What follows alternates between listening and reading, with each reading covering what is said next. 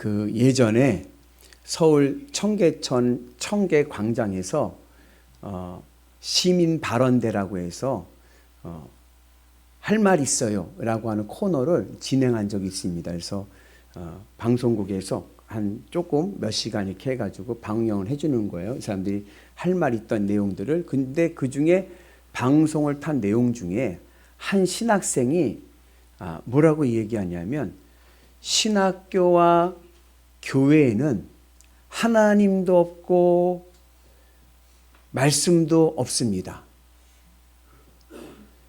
신학교와 교회에는 교회를 성장시키는 마케팅만 있지 하나님도 없고 말씀도 없습니다. 그러면서 오히려 신천지가 더 하나님의 말씀을 깊이 가르쳐 줍니다 라고 이렇게 발언한 게 방송을 탄 거예요. 물론 이 신학생이라고 했던 이 청년은 신천지 교인입니다. 근데 그렇게 이야기를 한 거예요. 여러분, 누구를 위한 교회 부흥이에요? 이분이 얘기가 교회에는 하나님도 없고 말씀도 없고 뭐만 있어요? 교회를 성장시키는 마케팅만 있다. 그럼 누구를 위한 마케팅이고 누구를 위한 부흥인가? 성경은 하나님의 말씀이죠. 그죠? 성경은 하나님의 말씀이고 성경은 1.1획도 가감이 되어서는 안 되고 하나님의 말씀 그대로 받아들여야 됩니다.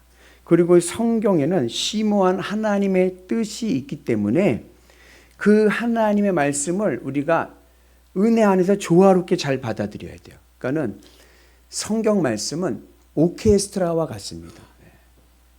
오케스트라 아시죠? 바이올린, 플룻, 첼로 뭐 여러 가지 악기가 있는데 그 악기들이 한 소리 한 소리에 귀 기울이는 게 아니라 그 악기들이 모여서 내는 아름다운 화음을 들어야지.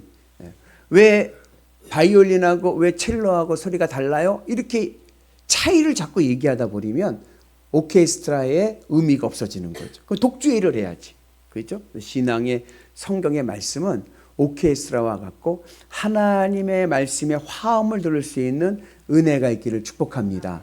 그 퀴즈를 하나 내면 예수님의 공생애가 몇 년일까요? 답을 하지 마세요. 제가 물어보는 거는 의도가 있는 거죠. 우린 일반적으로 3년이라고 생각을 해요. 그죠? 그런데 사실 여러분 성경 어디에 예수님의 공생애가 3년이었다라고 기록되어 있지 않습니다.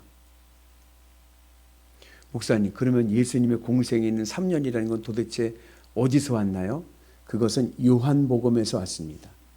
요한복음을 보면 예수님께서 유월절을 3번 지키십니다. 유월절을 공생애 기간에.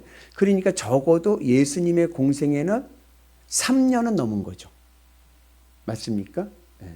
그래서 엄격히 얘기하면 예수님의 공생애가 몇 년입니까? 라고 물으면 최소 3년 이상입니다가 맞습니다.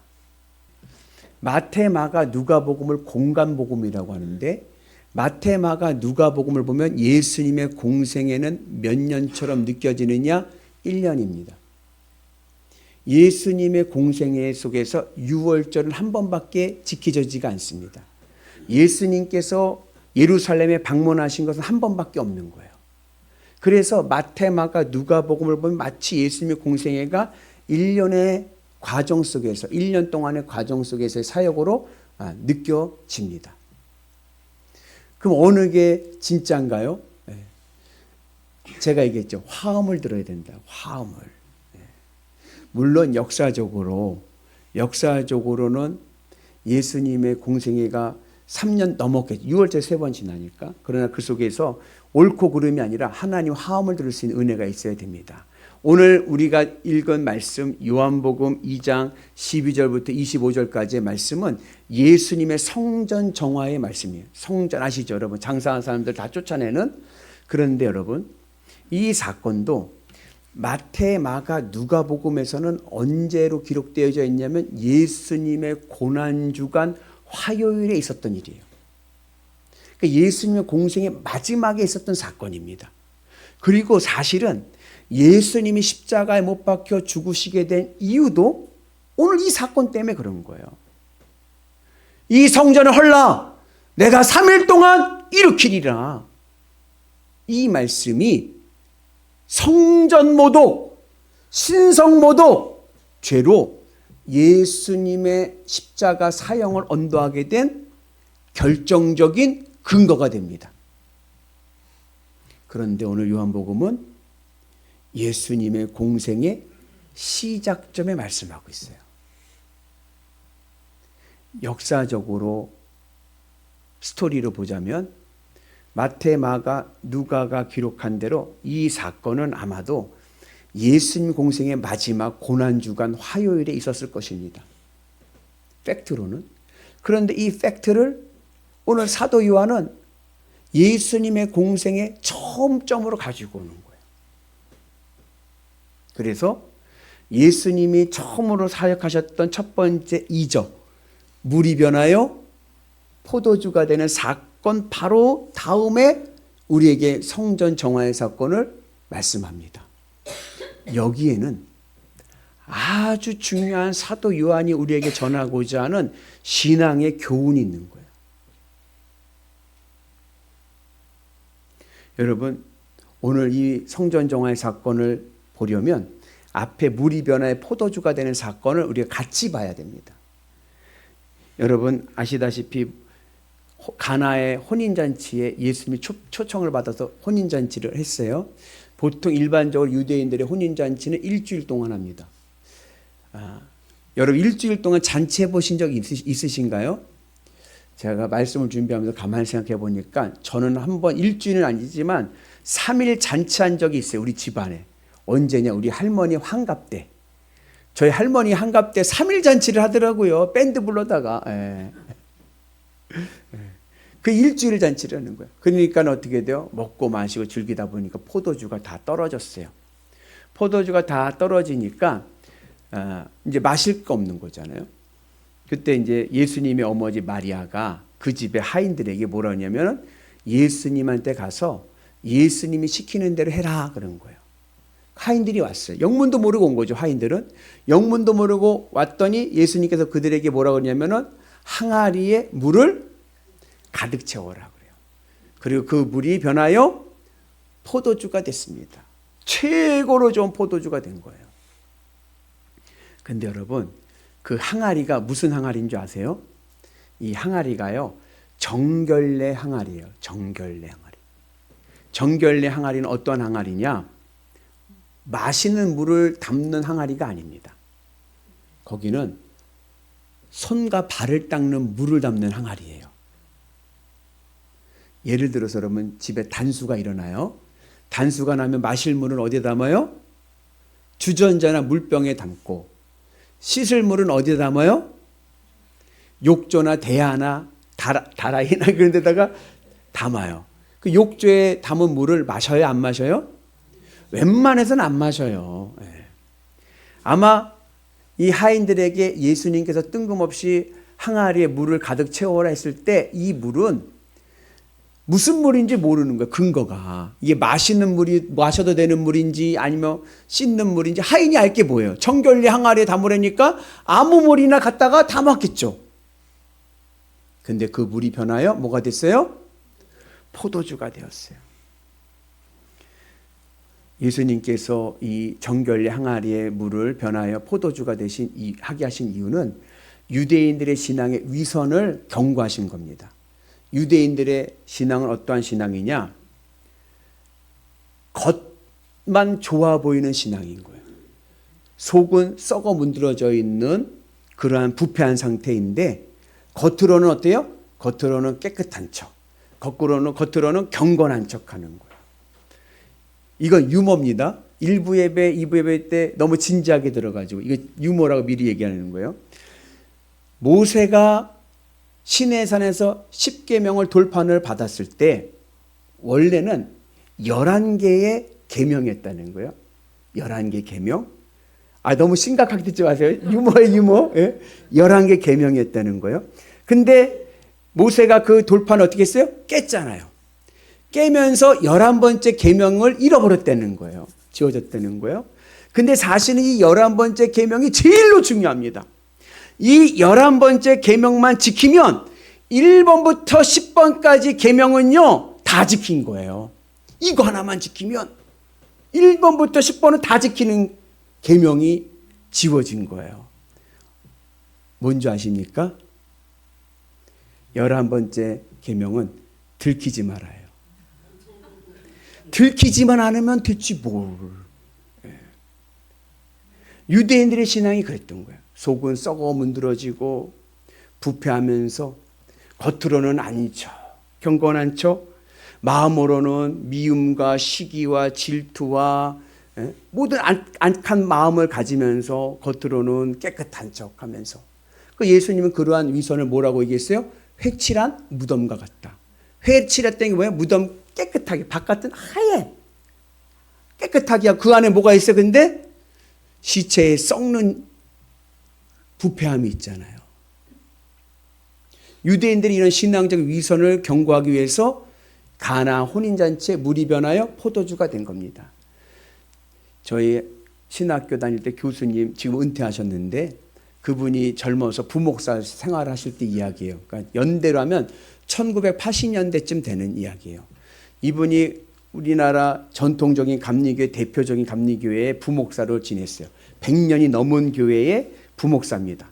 근데 하루는 이제 내일 이제 신방을 가기로 하고 교구장 권사님하고 약속을 한 거예요. 그래서 권사님 제가 권사님 집 앞 아파트 사셨거든요. 그 권사님이 집 앞 주차장에서 기다릴 테니까 9시에 만나요. 그리고서 약속을 한 거예요. 그리고서는 이제 그 다음날 아침에 9시에 가서 기다리는데 이 권사님이 내려오지를 않는 거예요. 9시가 되고 10분이 되고 20분이 돼도 내려오지 않아요. 핸드폰도 없잖아요. 그때는요. 근데 이 목사님 생각엔 이 권사님이 한 번도 약속을 어겨본 적도 없고 이렇게 무례한 적이 없는 거예요. 그래서 무슨 일이 있나 보다 하고 그 아파트를 현관을 찾아가서 초인종을 누릅니다. 띵동. 아무 인기척이 없는 거예요. 그러면 어때요? 보통은 돌아오죠. 근데 이 목사님은 아니야. 있을 것 같아. 무슨 일이 있는 거야. 그러면서 계속 띵동 띵동 띵동 띵동 띵동 누르는 거예요. 한 5분 10분 계속 배를 누르니까는 안에서 인기척이 들렸어요. 누구야? 권사님 남편입니다. 이 권사님 남편은 장로님이에요. 이 집안은 믿음의 3대 장로 집안입니다. 그 교회, 전통 있는 그 교회에서 할아버지도 장로님, 아버지도 장로님, 본인도 장로님, 믿음의 3대의 장로리는 뼈대에 있는 가문입니다. 그 장로님이 누구야? 하고 현관문을 탁 열었더니 누구예요? 부목사님이 눈이 껌뻑껌뻑 있으니까 당황을 한 거예요. 이 장로님이. 그리고 안을 이렇게 봤더니 거실에 밥상이 뒤집어 엎어져 있는 거예요. 그리고 봤더니 거실 구석에 권사님이 울고 있어. 이 목사님이 장로님에게 묻습니다. 언제부터입니까? 이때 언제부터입니까? 물어봤을 때 이 목사님의 뉘앙스는 오늘 언제부터 부부싸움 했냐고 물어본 거예요. 언제부터? 내가 9시에 만나기로 했는데 언제부터 부부싸움에서 이 밥상이 이렇게 엎어졌냐? 이걸 물어본 거예요. 근데 그 장로님이 하신 말씀이 할아버지 때부터입니다. 겉으로는 믿음의 뼈대에 있는 명문 가문. 그런데 안으로는 어떻게 돼요? 3대째 가정폭력이 흐려지는 가정인 거예요. 신앙의 위선이죠. 예수님 당시에 유대인들의 신앙이 그랬습니다. 남에게 보여주기 좋아하고 그 속은 썩었습니다. 그래서 예수님께서 하신 첫 번째 이적이 물이 변화의 포도주가 된 거예요. 여러분, 항아리는요 어때요? 못생겼잖아요. 도자기가 예쁘지 항아리 못생겼어요. 못생긴 삶 속에서 그 안에 무슨 물인지도 모르는 먹지 못하는 그런 물들이 모여 있어도 예수님이 내 안에 계시면 물이 변화의 포도주가 되는 은혜가 있는 줄로 믿습니다. 내 인생이 썩어 문드러지고 아픔과 상처 속에 있어도 예수님이 내 안에 가득 채워지셔서 예수님이 내 안에서 내 마음이 주님으로 기쁘고 만족하게 되면 우리의 삶은요 건강하고 행복한 삶이 될 줄로 믿습니다. 포도주는요 성경에서 기쁨을 상징하는 거예요. 우리의 삶이 기쁨과 행복한 삶이 되는 은혜가 있는 줄로 믿습니다. 그래서 우리가 주님의 은혜 안에서 여러분 술을 먹어보셨나요? 술을 먹으면 어때요? 술 기운이 나요. 술 기운이 나타나요. 어디서부터 나타나요? 안 마셔보셔서 모르죠. 안에서부터 나타나요. 속으로부터 쫙 열이 막 나. 술열이 막. 그래서 뭐가 바뀌어요? 행동에 바뀌어. 막 갔다리. 예수님이 내 안에 채워지면요, 예수님의 향기가 막 내 안에 막 기운이 막 나타나. 성령의 기운이 막 나타나. 그래서 뭐가 바뀌어요? 행동이 바뀌어요. 성품이 바뀌는 거예요. 여러분 그 은혜가 있기를 주님의 이름으로 축복합니다. 여러분 사람은 속일 도요, 예수님은 못 속입니다. 계시록에 보니까 예수님의 눈이 어떤 눈인지 아세요? 불꽃 같은 눈이에요. 불꽃 같은 눈으로 보고 계시기 때문에 여러분 우리가 마음과 우리의 삶을요 하나님 앞에 온전하게 해야 될 줄로 믿습니다. 그러한 맥락에서 성전 정화의 이 사건을 오늘 사도 요한은 일부러 의도적으로 신앙적인 교훈의 차원에서 팩트로는 예수님이 고난주간에 있었던 사건이지만 이거를 앞으로 가져와서 이 예수님이 첫 번째 이적의 사건과 연결해서 우리에게 신앙의 중요한 교훈을 우리에게 오늘 말씀하고 있습니다. 그것은 뭐냐? 타락해 보이는 저 성전이 보이지? 저 타락한 성전의 저 모습이 바로 내 모습이야. 유대인들이요, 자신들의 타락한 걸 몰라요. 내가 뭐가 문제인지를 모르는 거예요. 그러한 위선적인 신앙 속에서 타락한 성전을 보여주면서 말씀하시면서 그 타락한 성전이 바로 오늘 우리의 모습이다. 그래서 이것도 유머입니다. 진짜가 아니라 요나 있잖아요. 요나의 이름을 풀이하면 뭐예요? 요게 바로 나. 요게 바로 나. 여러분 그러한 은혜, 오늘 깨닫는 은혜가 있기를 주님의 이름으로 축복합니다. 그래서 오늘 우리의 삶 속에서 성전은, 예루살렘 성전은요 세 부분으로 나눠져 있죠. 지성소가 있고, 하나님 임재하시는 지성소가 있고, 제사장이 활동하는 성소가 있고, 그 다음에 성전뜰이 있습니다. 성전뜰은 넷으로 나눠져요. 성전뜰은 번제 예배 드릴 수 있는 제사장의 뜰이 있고, 그 다음에 유대인들의 남자들의 뜰, 유대인 여자들의 뜰, 그 다음에 이방인들의 뜰인 거예요. 의미는 하나님의 임재하심, 하나님의 뜻이 오늘 이 지성소를 통해서, 성소를 통해서 제사장에게, 유대인 남자들에게, 유대인 여자들에게, 그리고 이방인들에게 온 세계에 흐르기를 하나님께서는 소망하십니다. 그런데 유대인들은 어떠한 생각을 했냐면 그 성전의 구조 속에서 자기네들만 예배드리고 이방인의 뜰을 장사꾼의 소굴로 만들어버린 거예요.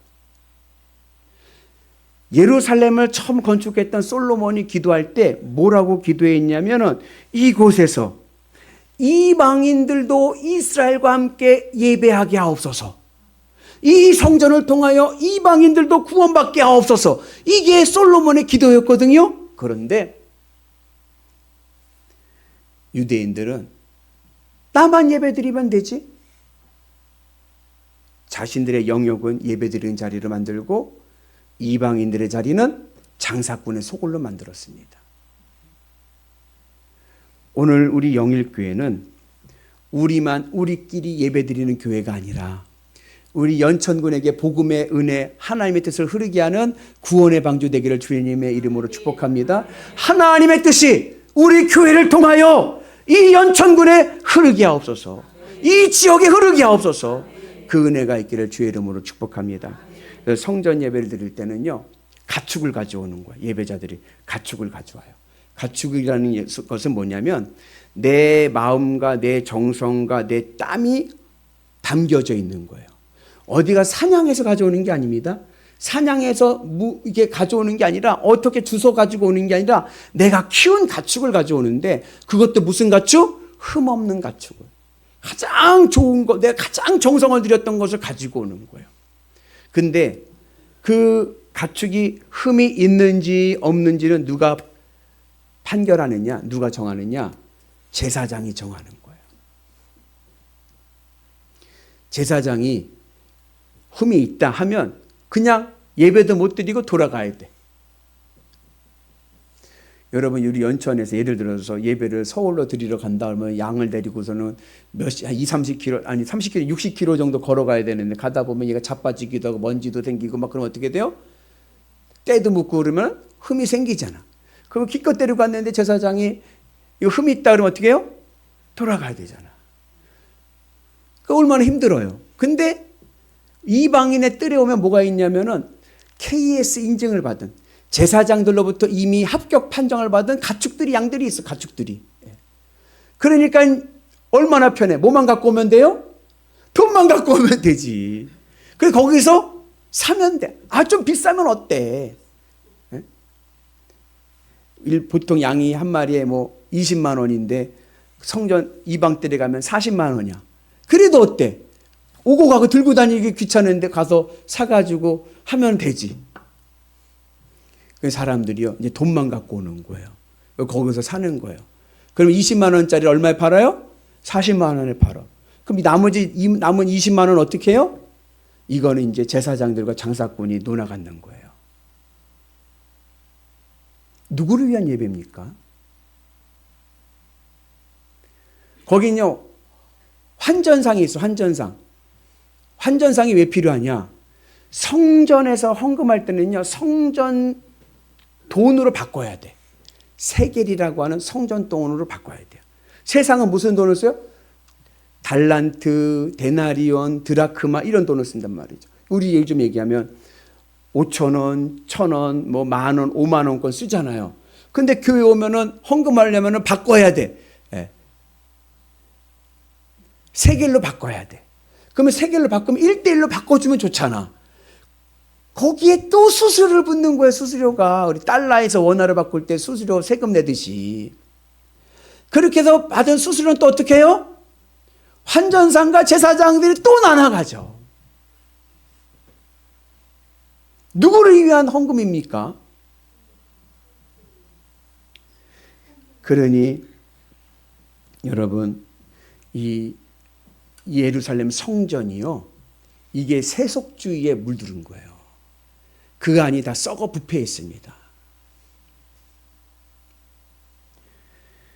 그런데 문제는 뭐냐면 그게 문제인지를 몰라, 유대인들은. 왜 모를까요? 왜 성전이 그렇게 타락하고 있는데 왜 모를까요? 자신들이 예배를 드리러 왔는데 이 예배가 누구를 위해 예배 드리러 왔는지를 모르기 때문에 그런 거예요. 내가 예수님을 믿는데 내가 예수님을 믿는 그 신앙의 주체가 누구인지를 모르기 때문에 그런 거예요. 오늘 여러분들 주일날 하나님 앞에 예배 드리러 오셨잖아요. 누구를 위해 예배 드리러 오셨습니까? 나 자신을 위해 예배 드리러 오셨습니까? 아니요. 우리는 하나님을 위해 온 겁니다. 우리가 주일 예배를 지키고 하나님의 말씀을 지키는 이유는 하나님 때문에 지키는 거예요. 하나님께서 말씀하셨습니다. 살인하지 말라. 우리가 살인을 하지 않는 이유는 내 신세를 망치기 싫어서 살인하지 않는 게 아니라 하나님이 하지 말라고 하니까 안 하는 겁니다. 하나님 때문에 말씀에 순종하는 거지 내 신세 망치기 싫어서 순종하는 게 아닌 거예요. 오늘 우리가 내가 왜 신앙생활을 하는가? 내가 왜 예배를 드리는가? 하나님 때문입니다. 이 신앙의 주체를 깨달을 때 우리의 신앙이요, 정결한 신앙 될 줄로 믿습니다. 그 북한의 김정은 있죠? 김정은의 할아버지가 누군지 아세요? 김일성이에요. 원래 이름은 김성주입니다. 김성주가 어렸을 적의 이야기예요. 김성주의 어머니는요, 독실한 기독교인이었습니다. 여러분 농사 지으신 분들 아시죠? 농사 일이 얼마나 바빠요. 아녀자녀 너무 바쁜 거예요. 새벽부터 저녁까지 일하고 또 그 틈새 뭐예요? 밥해야 돼. 집안일 해야 돼. 빨래해야 돼. 집안일 다 하고 농사일 다 하면요 시간이 없어요. 얼마나 고되고 피곤해. 근데 그 피곤한 가운데서도 틈틈이 교회 가서 예배를 빠지지 않고 늘 교회 가서 예배가 또 드리는 거예요. 그게 어린 김성주 보기에는 너무 안쓰러운 거예요. 엄마가 너무 힘이 드는데 그래도 그 교회 가는 모습이 너무 안쓰러운 거예요. 그래서 어린 김성주가 어머니에게 이야기합니다. 엄마는 왜 교회 다녀? 엄마는 왜 교회 다녀? 그때 그 어머니 말씀이, 엄마는 까막눈이라 사실은 교회 가도 무슨 말 하는지 하나도 못 알아들어. 그런데 엄마가 교회 가는 이유는 너희들 때문에 가는 거지. 그랬어요. 너희들 때문에 내가 교회 다니는 거지. 그 말을 들은 어른 김성주가 한 말이 뭔지 아세요? 엄마, 이제 교회 다니지 마. 내가 엄마 내 힘으로 호강시켜 드릴게요. 엄마 나를 위해 그렇게 희생할 필요 없어요. 내가 엄마 호강시켜 드릴게요. 그리고 김성주는 교회를 다니지 않습니다. 나중에 공산주의자가 되고 기독교를 핍박하게 되죠. 아쉬운 점은 그때 어린 김성주가 엄마는 왜 교회를 다녀? 라고 물었을 때 엄마는 하나님 때문에 다니지. 엄마는 하나님이 제일로 좋단다. 엄마는 하나님만 만나고 예배드리면 너무 행복해. 그랬다고 하면 엄마, 나도 엄마 따라 교회 갈래. 그랬을 거예요. 여러분, 오늘 우리가 나를 위해서 교회를 다니고 나를 위해서 신앙생활을 한다고 생각을 하니까 하나님께 드리는 예물이 뇌물이 돼버렸어요. 와이로를 쓰려고 하는 거예요. 내가 이만큼 했는데요? 아니요. 오늘 우리는 하나님을 위해서, 하나님만으로, 내 안에 세속주의가 들어와서 내 안에 세상적인 모든 잡탕 같은 이상한 것들이 많지만 오늘 것이 주님의 십자가 은 안에서 정결되기를 축복합니다. 내 마음이 예수님으로 가득 채워져서 예수님으로 기쁘고 만족하게 되면 우리의 삶은요, 하나님의 은혜로 축복의 인생으로 변할 줄로 믿습니다. 여러분, 한눈에 반해 보셨나요?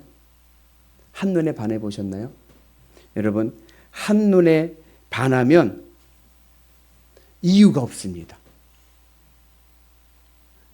제가 종종 이렇게 물어봐요. 아니, 두 분은 어떻게 만났어요? 그러면요, 뭐라고 하시는 분들이 많냐면요, 아, 그러게 저도 모르겠어요. 그래요. 아, 이 사람은요, 제 스타일이 아니야, 제 스타일이 아니야. 저는요, 키도 헐줄하게 키고요, 뭐 얼굴도 이렇게 생기고요, 성격도 이렇고요, 뭐 이런 남자를 생각했는데요, 이런 여자를 생각했는데요, 아니 어쩌다 보니까 내가 이 사람하고 살게 된대요. 내 스타일이 전혀 아닌데, 아니 왜 이성적으로는 내 스타일이 아닌데 그 사람하고 삽니까? 왜 그래요? 내 마음에 들었기 때문에 그런 거예요. 내 마음에. 머리로는 이 사람 내 스타일 아니야. 그러나 그 사람이 내 마음에 들었기 때문에 내 몸이 간 겁니다. 오늘 내 마음에 예수님이 계시면 내 삶이 변합니다. 하나님의 은혜 안에서 오늘 가지고 있는 우리의 마음이 예수님을 가득 채워주시면 예수님께서 우리의 삶을요, 거룩하고 정결한 삶으로 변화시키시고 누구보다도 맛있고 기쁘고 행복한 인생 되게 하실 줄로 믿습니다. 우리가 얘기해요. 아우, 요즘 한국교회 썩었어. 교회가 타락해서 부패했어. 그거 비판하기 앞서서 그게 바로 누구다? 그게 바로 나는 아닌가. 점검하시고 주님, 내 안이 주님으로 채워져서 하나님의 생수의 은혜가 넘치게 하여 주옵소서. 왜 예배드립니까? 예수님 때문에 예배드리는 거예요. 하나님을 위해서 예배드리는 거예요. 그 믿음으로 가면 우리의 삶 반드시 포도주와 같이 행복하고 기쁨의 삶이 될 줄로 믿습니다. 그 은혜가 오늘 우리 가운데 임하시기를 주의 이름으로 축복합니다.